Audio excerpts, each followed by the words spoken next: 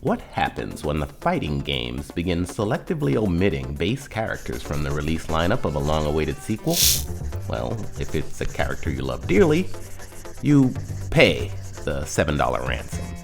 Then you draw this pinup. Angry rant incoming. Stay tuned.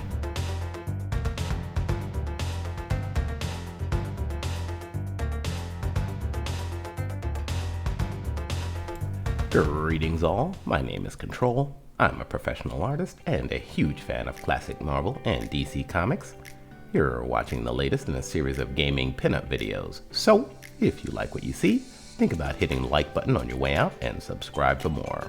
Tekken is back, and probably not for the last time because, let's face it, there are 1,000 pinup possibilities, and unlike Kingdom Hearts, Pokemon, and League of Legends, I know the Tekken games inside out. Like, all of them. In fact, I was just playing Tekken 7 on my PS4 last night. I was wondering what all that cursing was about. NAMCO, fix your crap netcode. I thought we were ranting about DLC characters today. Where's that script? We are, but Tekken's crap netcode is a running disaster. As I said at my great uncle's funeral last week, there's never a wrong time to bring it up. But yes, the subject of this video is Tekken 7's Julia Chang, a character who was shockingly left off the game's release roster in 2017, an act which, in my opinion, broke Namco's sacred contract with long-term fans of the series. Back in the days when mechanisms like DLC were literally not possible, hidden characters in games like Tekken could be unlocked just by playing. In fact, the first order of business when a new Tekken game was released was unlocking every fighter, usually by completing arcade mode with specific characters. As time went on, popular game series took baby steps towards a new character unlock paradigm. Instead of asking players to grind for new characters, they would ask players to hand over their credit card instead. For long-term fighting game fans like me, this was uncool, to say the least. A clear turn for the worse in the genre for consumers. The silver lining for me was, at least the paywall fighters were limited to either new or minor characters in the franchise. Surely, no fighting game publisher would be corrupt enough to start messing with the base lineup, right? Bastards! In case you don't know, Julia Chang has been a core character in the Tekken series from the very beginning. A Tekken game without Julia is like McDonald's without a quarter pounder with cheese. Hey, Control, you know what they call a quarter pounder with cheese in Paris? Okay, second Pulp Fiction reference in 2 weeks. Aren't you in kindergarten? Hey, didn't Julia Chang first appear in Tekken 3? Well, yeah, but... Control, why are you telling YouTube Julia's a core character when she didn't even show up until... I will explain!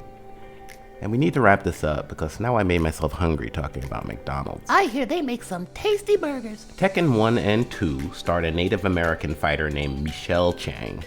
Michelle's move list and appearance were basically handed over to Julia in Tekken 3.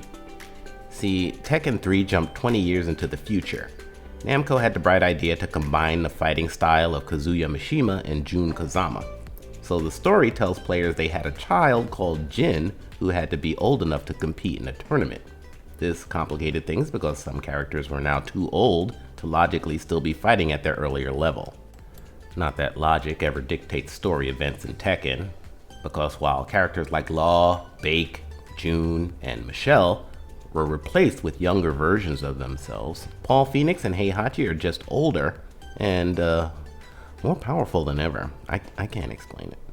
But anyway, Julia is given the thin backstory that she's Michelle Chang's adopted daughter, and is now on a mission to rescue her kidnapped mother from the Mishima Zaibatsu, or something. The point is, Julia is basically just Michelle Chang. In other words, a staple character of the series who has no business behind any stupid paywall. The worst part is she happens to be my favorite Tekken fighter of all. When the first Tekken came out on PlayStation back in 1874, Michelle was the very first character I learned to use, and the first character I got up to speed with in any new version that followed. Her attacks and her mix-ups have just always been a great match for my playstyle, and I think she just looks cool, in this artist's opinion. So, when Namco finally added Julia to Tekken 7, I was forced to pay their ransom. Once she was released into my custody, I found that both her appearance and personality had undergone a makeover. She's a perky social media personality now, who reminds viewers to subscribe after her victories. Wasn't she a serious environmentalist tree hugger type before? Yeah, now she's running around annoyingly self-promoting on the internet, shamelessly showing off her skills and begging anyone within earshot to subscribe to her antics. It's disgusting. It makes me sick. The good news is she's retained all her old moves.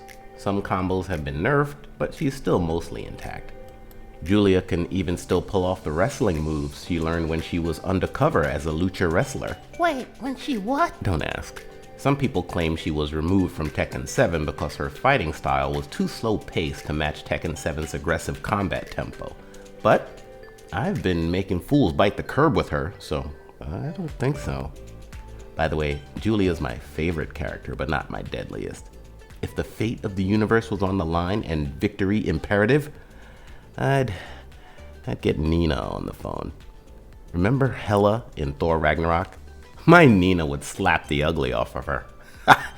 Actually, Cate Blanchett is a very attractive woman, and I certainly don't mean to imply that... Hey, this one is just like the pinups you did for Kazuya and Sophie. Yeah, this feels like the right formula for fighting game characters, don't you think?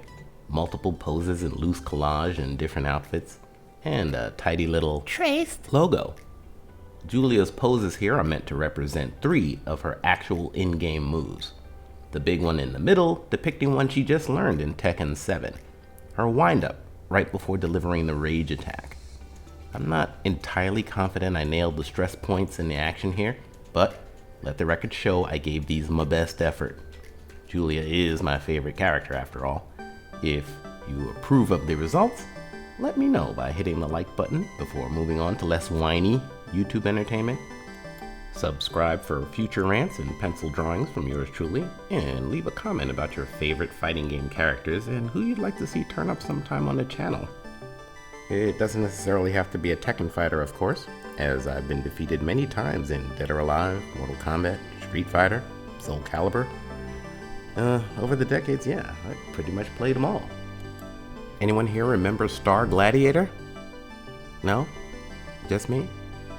Oh well. Next week, it's time for something we just haven't done before. I've drawn teenagers, I've drawn mutants, I've definitely drawn ninjas. It kind of feels like this is all leading somewhere. I don't know. I'll figure something out. Until then, this is Kontrol, wishing you all the best, and cowabunga.